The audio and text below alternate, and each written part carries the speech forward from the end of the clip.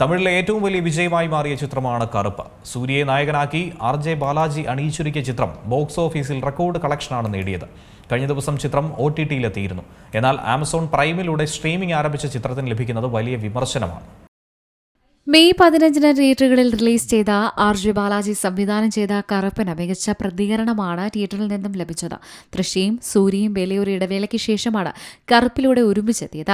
340 കോടിയിലധികം രൂപയാണ് ചിത്രം തിയേറ്ററുകളിൽ നിന്ന് വാരിക്കൂട്ടിയത്. കറുപ്പ് കഴിഞ്ഞ ദിവസമാണ് OTT പ്ലാറ്റ്ഫോമായ ആമസോൺ പ്രൈമിലെത്തിയത്. ചിത്രം പ്രദർശിപ്പിച്ച മണിക്കൂറുകൾക്ക് ശേഷം വലിയ വിമർശനമാണ് ലഭിക്കുന്നത്.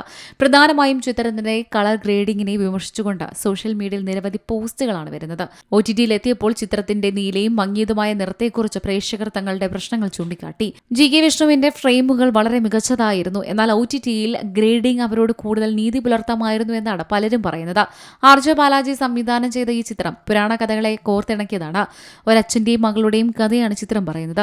2 മണിക്കൂർ 32 മിനിറ്റ് ദൈർഘ്യമുണ്ട് സിനിമയ്ക്ക്. കറുപ്പിൽ സൂര്യ, തൃഷ കൃഷ്ണ എന്നിവരെ കൂടാതെ യോഗി ബാബു, ജാഫർ സാദിഖ്, മൻസൂർ അലി ഖാൻ, ഇന്ദ്രൻസ് എന്നിവരും മറ്റു പ്രധാന കഥാപാത്രങ്ങളെ അവതരിപ്പിക്കുന്നുണ്ട്.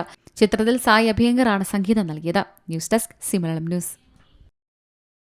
ഏറ്റവും പുതിയ വാർത്തകളും വിശേഷങ്ങളും വിരൽ തുമ്പിലറിയാൻ സി മലയാളം ന്യൂസ് എല്ലാ ഡിജിറ്റൽ പ്ലാറ്റ്ഫോമുകളിലും ലഭ്യം.